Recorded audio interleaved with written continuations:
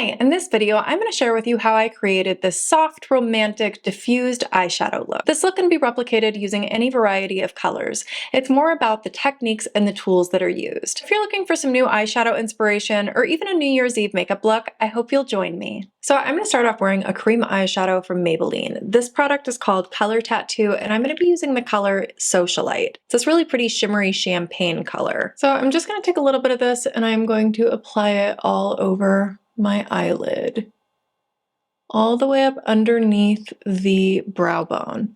I already have my complexion prepped. I figured I would make this a quicker video today, not going through every step of the makeup process, but I have my complexion and eyebrows prepped. And I'm just hopping right into eye makeup. So this product can be worn alone, or it could be worn as an eyeshadow base underneath other eyeshadow products. You can see that just kind of warmed up my eyelids, gave a little bit of sheen, and it's creating a uniform texture that other eyeshadow products can adhere to. Eyeshadows don't always adhere to plain skin very well, and that's the reason why people will often put concealers or eyeshadow primers all over their eyelids. It kind of creates a tacky texture that helps grab a hold of powders and evenly distribute them across the eyelid, in addition to increasing longevity. Now what I'm going to do is take the Jones Road Best Pencil in the shade of brown. I'm basically just extending that lower lash line and then pull the pencil back, taper it a little bit thinner right into my eyelashes. I'm going to manipulate this with eyeshadow and with a brush, so I don't need this to be perfect. This is just to get the general shape down. Now I'm taking a pencil brush that has the remnants of eyeshadow from another makeup day, and this is just going to soften and diffuse this pencil for me. Kind of taking it up a little bit higher here. I really like to taper the pencil off because I think that it opens up your eyes to not have a bunch of thick eyeliner all over the eyelid. There's a time and place for that look, but generally I think on most eye shapes, having the eyeliner taper and get a little bit thinner is a little bit more flattering and opens the eyes up more. So I'm going to do the same thing on this eye, basically looking in the mirror, seeing where this lower lash line extends, and drawing a line. So instead of using the point of the pencil like this, I lay it flat and drag it. That's a little bit easier to get the pencil not to skip across your skin. Inevitably, these will not be perfectly symmetrical, but we will manipulate them, so that's okay. And one eye is usually easier to do depending on your dominant hand. I think usually the eye of your dominant hand is easier to do. So like I'm right-handed, so for me, my right eye is always easier to do. Again, going through, just softening this pencil. Now I'm going to take this e.l.f. palette. This is the Mad for Matte Nude palette. Just getting a tiny bit of product. I'm not digging the brush in there, just gently tapping. And then I'll get off the excess on my hand so it doesn't fall on my face. And I'm going to tap it over the top of that pencil. So the eyeshadow helps reinforce the pencil. It also helps create a little bit more depth and diffusion. The combination of using a brush and powder over the top and kind of blurring the edges of the pencils creates a more diffused finish as opposed to really graphic lines. I'm gonna do the same thing on this eye, focusing the color down by the lash line.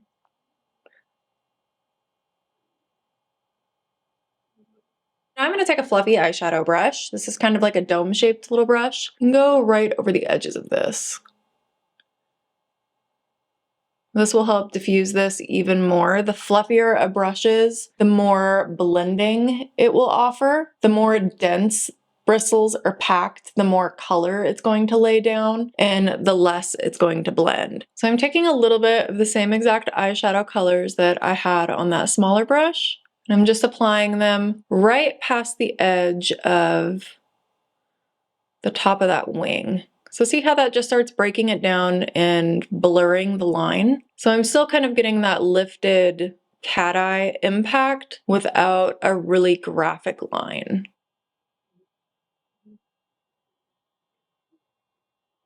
I'm gonna go back in and deepen the liner right in the outer corner here. I do still want to have some depth. The depth is generally always going to be right next to the lashes because it helps make the lashes look nice and thick and helps define your lash line. Now I'm going to take a tiny bit of this darkest matte shade, tap it through here. So you can see I'm using really small amounts of product and building up the level of intensity. It's way easier to add product than it is to remove product. So I would rather be slow, light-handed, and take my time with this than have to go clean up a big mess. I'm going to take a tiny bit of that pencil and extend it underneath my eye.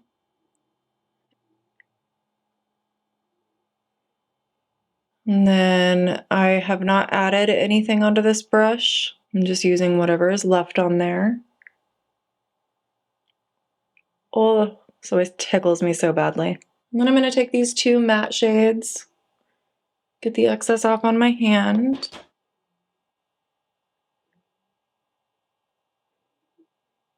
Now I'm going to take a tiny bit of concealer.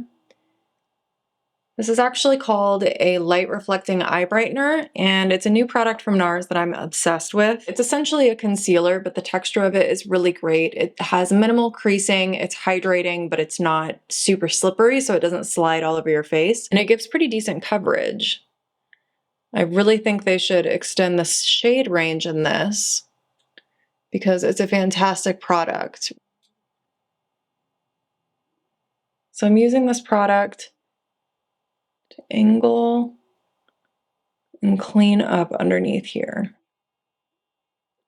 So you can see how that's kind of cleaned everything up, refined the shape that we're creating, and almost made it look more blown out. It's kind of opened my eyes up more because it's taken everything and pushed it out and away. Now I'm going to take a little bit of a matte skin toned eyeshadow and go just beneath the edge.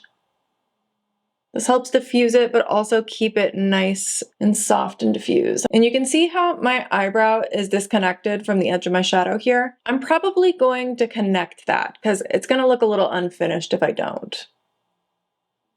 Little details like that really help elevate your makeup artistry and kind of make things look polished and intentional. It's always in the details. So I'm going to take a little bit of this shimmery shadow. This is a Natasha Denona palette that's really pretty. It's called the Mini Biba palette, and this is the shade of Blaze Nude. And it's a really chunky, glittery eyeshadow.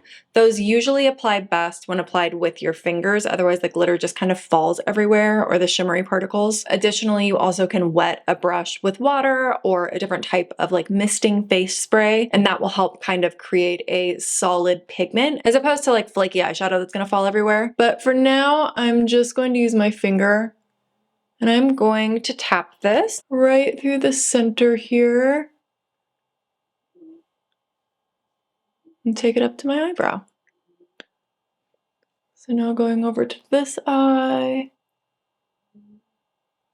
I would like to put something shimmery in my inner corner, and that product's a little too dark, I think. So let me see what else I have.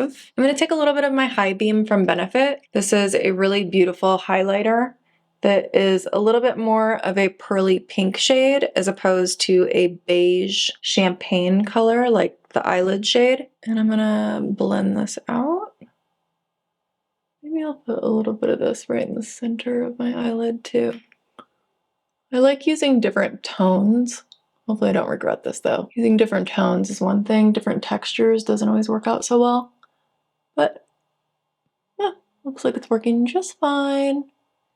But I like to use different tones, like cool and warm tones. See how that kind of just adds a little bit more dimension? I actually would like to bump that up even more. Do I have anything handy? I'm going to take a little bit of Rogel from NARS. This is a really pretty shimmery eyeshadow that's also kind of pinky. And tap it over the top of that. Okay, this is not giving me the level of bright pink that I want. So I'm going to mist a brush with Fix Plus, which is an amazing hydrating facial spray, or you can use it to grab a little bit of your shimmery colors. You know what, I'm gonna put a little bit of this under my eye too. I always like putting a little bit of shimmer underneath the iris. I feel like it really draws attention to the color of your eyes. And now I need to extend my eyebrow. So I'm gonna take this e.l.f. palette. I'm gonna mix these two colors. These look like they will do the trick. Normally I don't like extending my eyebrows or having product anywhere where I don't actually have brow hair. But I'm gonna make an exception for this slightly more dramatic look, but I'm still going to soften this. Other eyebrow. And I'm gonna bring this up because on the other eye, it comes up a little bit higher. One eyebrow always looks better than the other. That's just kind of the universal truth about eyebrows. They're sisters, not twins, as much as we could hope that they would be. So you always kind of want everything balanced. If I were to leave my eyebrows less defined, then the eye might be a little too strong for the eyebrow. Does that make sense? Alternatively, you don't want like a super strong eye and a super crazy bold eyebrow. You always want everything to kind of complement one another and to not be overwhelmed when you're looking at your face. You don't want to have like tons of blush, tons of eyeshadow, crazy dark eyebrow. You want there to be a sense of harmony with everything complementing one another. So this eyebrow is a little bit more structured than what I do in my day-to-day life, but it's still kind of soft and feathery. Okay, so I'm going to tightline now, which is absolutely the bane of my existence. And tightlining is basically taking eyeliner and putting it on the inside of the rim of the eye. It's getting right up into where your lashes grow from. So I'm not taking this pencil onto the skin outside of where my eyelashes grow from. This is actually directly right in the base where the lashes grow from or right underneath. So again, how I was saying, I don't generally like having a ton of thick eyeliner on the actual eyelid because I feel like it closes the eye. I think there's a time and place for it. And obviously different eye shapes can wear different types of eyeliner better than others. But generally speaking, I think everyone's eye looks beautiful if you don't overwhelm the eyelid with thick eyeliner because it just kind of looks flat and it can oftentimes close your eyes or make them look really small. Okay, got a little hot, so I had to take off that sweater. A couple of tips for when you're tightlining. If you can keep the pencil not directly in front of your iris, it will be less agitating. So for instance, if you're doing the inner corner, turn your face away from the mirror so that way the pencil isn't directly in front of your iris. It is just, oh my God, it still tickles so much, but I have to make the ugly mascara face when I'm doing this because my eyes will water otherwise. Another tip that you can do is you can stabilize your eyelid so that you're not able to blink. It is literally one of the most uncomfortable sensations. Some people are unfazed by this completely. I've been doing makeup for 20 years. Some eyes are just not sensitive, and oftentimes it's the contact wearers. The contact wearers definitely are desensitized. But there are even other people where I am just like, wow, you are completely unfazed by having a pencil put in your eye. That is not me, clearly. But we suffer through because the end result is worth it. I don't know, do we still believe that beauty is pain? I don't really think so. If this was that painful, I definitely wouldn't do it because I'm really lazy and really like to be comfortable, but I don't think this is so painful and uncomfortable that I am not willing to do it every now and again on myself. So I'm also going to extend this a little bit closer to the inner corner of my eye. And now I'm going to curl my eyelashes, make sure I get this really close to the base of the lashes, doing little tiny pumps. You can go all the way up the end of your lash. A lot of people will kind of taper this out and go up the lash. I don't really do that because my lashes aren't long enough. It doesn't really look good. Then I'm going to try this mascara that my mom gave me. She probably got this for free buying some makeup. She loves to give me all of her little freebies. Thanks, Mom. This is the Fan Fest by Benefit, a fanning and volumizing mascara. So I did open this earlier and saw that it has a type of wand that I'm generally not a big fan of. Usually I like silicone wands instead of those old school bristles like this has, but this is curved, which makes it apply a little bit better for me. And there are so many bristles that it's not clumping, which I appreciate. If this does not flake or smudge, I actually might like this mascara. you happen to get mascara on your skin like I just did, let it dry completely, then use an eyebrow spoolie and scratch it off, and it will come off without smudging or smearing. Okay, this is getting a little bit clumpy for my liking, but for a slightly more dramatic eye, I don't mind a little bit of clumping. And then I'm gonna go back to my eyebrows. I'm gonna use a little bit of this Glossier Brow Flick. Since I extended my eyebrow and I don't have any hair out here, I'm gonna go draw a couple to try to make it look a little more natural. And then I'm going to comb through it because that's a little too dark. Comb through it. Soften it. And then as always, I'm going to use my L'Oreal Brow Stylist Boost and Set. I love this brow gel. It has an incredible hold. The wand is fantastic for separating hair and it gives really nice shine. I'm gonna take a little bit of this Cheek Pop blush from Clinique. It is a matte, really pale peach. I love blush. Blush and eyebrow products are my two favorites. I feel like they bring everybody's face to life. And I'm going to take a little bit of the Benefit that I used earlier on my eyes. Give myself a little bit of a cheek highlight, go above the top lip. Basically what highlighter does is it attracts the light to wherever you apply it. It's just a way of manipulating how the light reflects off of your skin to make your skin look as glowy and dimensional and to make your bone structure stand out as much as possible. Now I'm going to use a lip color that I love that I was sent by City Beauty. So this is one of their lip plumpers and it's a non-irritating lip plumper. It still irritates my lips a little bit. I am very sensitive skin, sensitive eyes, sensitive scalp. So I can still feel this plumping my lips, that kind of tingly, slightly burning sensation, but it is definitely more comfortable than a lot of other lip plumpers that I have used. It's a really thick, opaque product, like this is full coverage. It is such a pretty nude. I am obsessed with this lip product. NARS used to make a gloss pencil that was a similar consistency and coverage to this, and I loved it.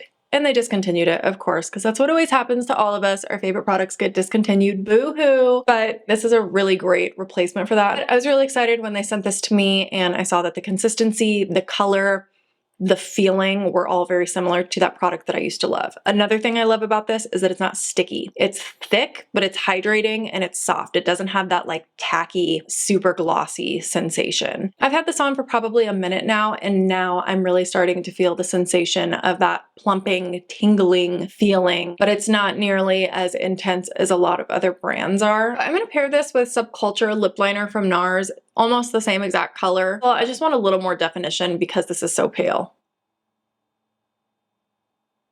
I'm going just beyond the edge of my natural lip line to create a little more fullness. Nothing crazy though. We still want this to look natural and believable. Pale lip pencils are great for correcting asymmetrical lip shapes. Okay, so that made the lip look a little bit more polished, a little bit more evening, a little bit more glam. Sometimes I like to pop a little bit of liquid eyeliner after I do a look right in the center.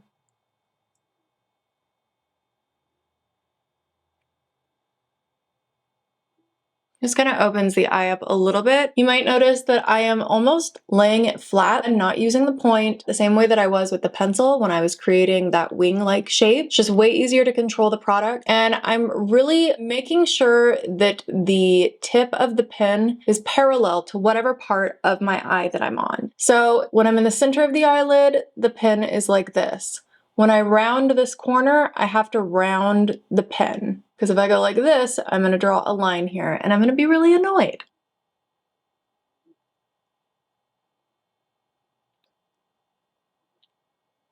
I need this one to taper a little bit more. It's kind of got like a blunt stop. I don't know if you can see that. Whereas this one just really kind of disappears into the lash line. So I'm going to go back in here, hold my breath.